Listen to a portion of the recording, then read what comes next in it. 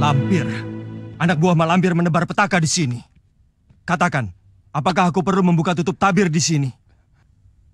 Iya. Kenapa gadis-gadis yang bernama Farida atau yang mirip dengan nama itu dibunuh di sungai? Dan atas perintah siapa? Kakang Bajul Segara. Kenapa? Bawa kami ke tempat Mak Lampir atau Bajul Segara. Tapi pangeran... Tidak ada tapi, cepat! Kemana Bajul Putih? Kenapa sampai sekarang belum juga datang? Di awal episode ini, kita langsung menuju pada istana siluman buaya yang pada saat itu sedang ada pertemuan para pimpinannya. Bajul Sagara yang menjadi ketua mereka pun bertanya-tanya tentang keberadaan Bajul Putih yang sampai saat itu belum juga menampakkan batang hidungnya. Selanjutnya, datanglah Mak Lampir dan Ki Bandang Laksa. Mereka berdua baru saja selesai melakukan tumbal sesaji untuk penyembuhan Mak Lampir di Gua Setan. Kemudian Mak Lampir pun mengeluarkan paso benggalanya untuk melihat keberadaan Bajul Putih yang sedang mereka tunggu-tunggu. Nampaknya guru sudah sembuh. Ya, tumbal sesaji berhasil aku laksanakan dengan sempurna. Sehingga aku benar-benar sembuh dengan sempurna. Sampai sekarang Bajul Putih belum juga kelihatan. Padahal sudah tiba waktunya untuk menghadap guru. Apakah guru bisa membantu memperlihatkan Bajul Putih dengan paso benggala guru? Ambil, di kamar semedi. Baik, guru. Apa yang sudah kau lakukan untuk mencari Farida? Saya perintahkan semua wadia balat menyatroni gadis-gadis yang bernama Farida.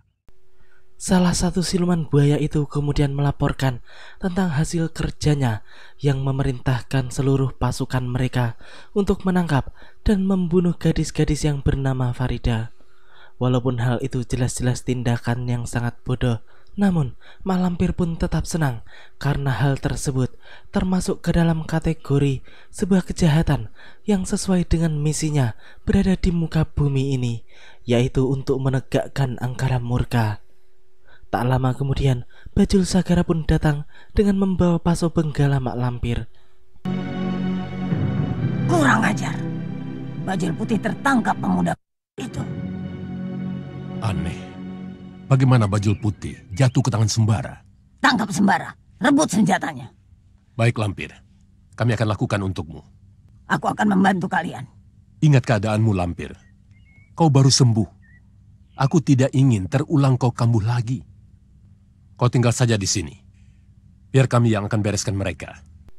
Ki Bandang Laksa pun mencegah Mak Lampir yang ingin ikut menghadapi Sembara karena ia takut penyakit Mak Lampir kumat lagi setelah mengeluarkan ilmu-ilmunya nanti jika menghadapi Sembara. Sebab jika benar-benar kambuh lagi, maka akan lebih sulit untuk bisa menyembuhkannya. Oleh karena itu, ia pun memastikan bahwa ia dan yang lainnya pasti sanggup menghadapi Sembara. Apalagi ia memiliki sepasang pedang halilintar yang sudah tidak perlu diragukan lagi kedahsyatannya. Akhirnya, Mak Lampir pun menuruti kata-kata mereka. Namun, ia akan melihat serta memantau semua yang akan terjadi dengan paso benggalanya. Sebelum mereka semua berangkat, nenek bangkotan itu pun kembali mengingatkan bahwa Sembara bukanlah pemuda sembarangan yang bisa mereka taklukkan dengan mudah.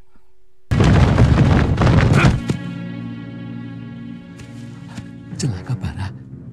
Biasanya muka sangar seperti itu sih suka makan orang. Tenang Sir, bacalah ayat kursi dan doa perlindungan. Mereka bukan bangsa manusia. Hah? Serahkan paing dan pusaka di punggungmu itu padaku anak muda. Oh, kalian menginginkan pusaka ini? Berarti kalian utusan Mak Lampir. Di mana perempuan setan itu bersembunyi? Takut berhadapan denganku? Tidak patut guruku takut pada orang macam kamu. Kalau tidak takut, kenapa tidak keluar? Bunuh dan ambil senjata di punggungnya itu.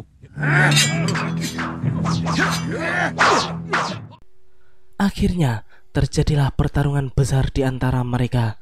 Basir yang pada saat itu menjauh dari arena pertempuran pun kemudian langsung menghajar Bajul Putih yang dikiranya hendak ikut mengeroyok Sembara. Siluman buaya itu pun hanya bisa menuruti kata-kata Basir yang dianggapnya lebih sakti daripada Sembara. Menghadapi gemburan dari para bajul buaya tersebut tak membuat murid Kiai Jabat itu gentar sedikit pun. Dengan ilmu-ilmu saktinya, ia pun dapat melumpuhkan mereka satu persatu. Padahal buaya-buaya bajul itu rata-rata memiliki kemampuan yang cukup tinggi. Ki Bandang Laksa yang melihat langsung kehebatan Sembara pun mulai bersiap untuk turun tangan ke gelanggang pertarungan.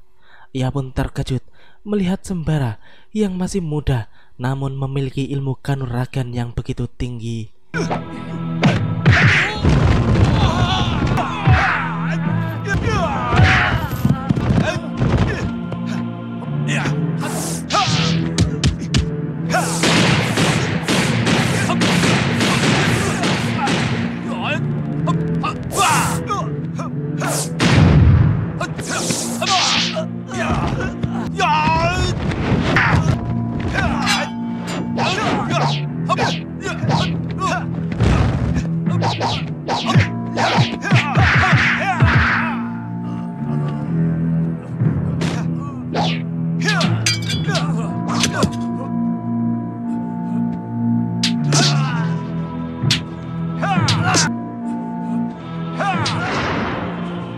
Kurang ajar.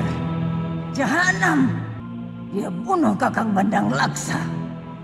Dia bunuh dua murid terbaikku. Bajul Denta dan Bajul Wangsa. Ya, Mak Lampir sangat tidak percaya bahwa Sembara mampu membunuh Ki Bandang Laksa, penguasa Gunung Selamat yang merupakan kakak seperguruannya. Begitu juga dengan dua siluman buaya yang sangat diandalkannya. Mereka tewas secara mengenaskan di tangan murid Kiai Jabat tersebut. Sementara itu, sisa-sisa siluman buaya yang masih hidup pun kemudian segera bersujud di hadapan Basir.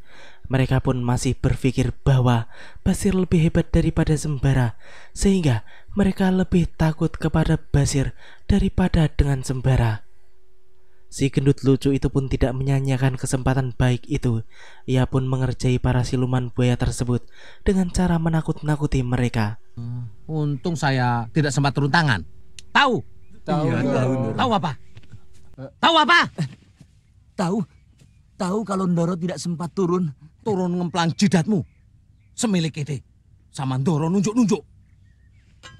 Ampun Doro, ampun jangan disunat Doro. Kami memang belum sunat. Biar kami sunat sendirian Doro. Aduh mati aku. Hidup ini tidak ada artinya lagi. Ampun Doro. Ampun Doro. Kami masih ingin hidup. Baik. Sembara pun kemudian menyuruh mereka untuk mencabut perintah pembunuhan terhadap gadis-gadis desa yang bernama Farida. Mereka pun langsung menyanggupinya tanpa membantah sedikit pun. Kemudian Sembara juga mengingatkan kepada mereka untuk tidak mengusik alam manusia lagi. Dan sebelum mereka pergi, Sembara pun bertanya tentang keberadaan Mak Lampir saat ini. Terakhir sebelum kalian pergi, tunjukkan dulu di mana tempat Mak Lampir. Hei, katakan, kenapa diam? Aku sunat kamu. Sini. Istana siluman buaya Doro. Gitu. Sini, nunduk. Di istana siluman buaya.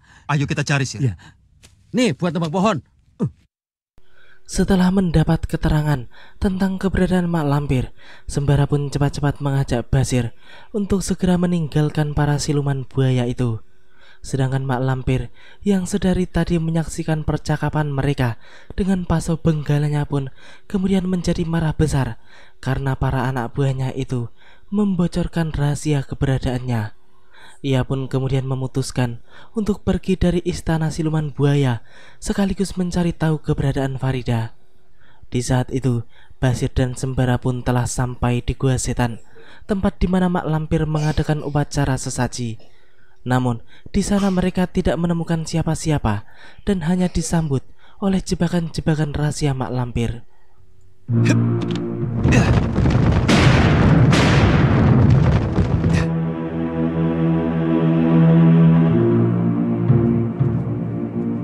Sir! Cepat, Sir! Tidak apa-apa. Sudah kabur, Sir. Takut sama saya. Di sisi lain, Mak Lampir yang kabur dari istana siluman buaya itu pun ternyata langsung mencari siluman buaya Bajul Denta untuk memberinya pelajaran karena telah membocorkan tempatnya bersembunyi. Di saat itu, Bajul Tinta pun sedang bersama dengan Panglima Kumbang. Mereka pun terkejut ketika melihat mak lampir tiba-tiba muncul di hadapan mereka. Siluman buaya itu pun langsung ketakutan ketika melihat kehadiran gurunya. Namun Panglima Kumbang pun membesarkan hatinya karena ia sejatinya telah bertaubat dari kesesatan. Kau tidak akan bisa membunuh aku jika Allah tidak menentukan aku mati. Dan kau bukan malaikatul maut. Akan aku buktikan.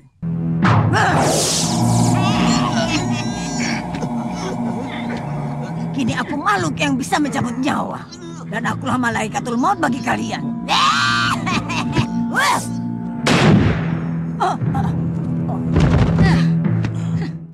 Mak Lampir sangat terkejut ketika melihat kehadiran Kiai Jabat dan Nyai Bidara di sana. Ia pun marah besar karena telah gagal membunuh dua siluman yang sangat dibencinya itu. Di lain sisi, ia pun sebenarnya gentar dengan Guru Sembara. Namun dasar nenek bangkotan, ia pun tidak mau memperlihatkan ketakutannya di hadapan Kiai Jabat. Dengan tawanya yang menggelegar, ia pun kemudian langsung menyerang Kiai Jabat dan Nyai Bidara dengan jurus-jurus mematikan miliknya. Pertarungan kedua belah pihak pun berjalan begitu alot.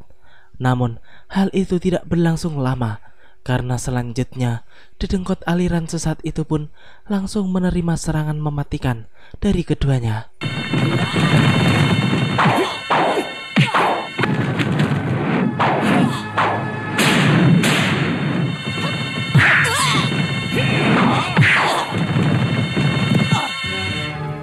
Kakang, cepat kirim dia ke neraka.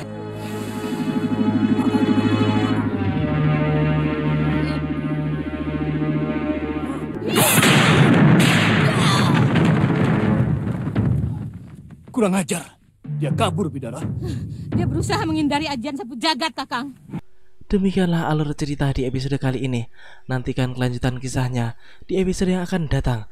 Terima kasih bagi teman-teman semua yang udah mau nonton. Jangan lupa subscribe dan share, dan juga nyalain notifnya. Assalamualaikum warahmatullahi wabarakatuh. Dan salam anak 90-an.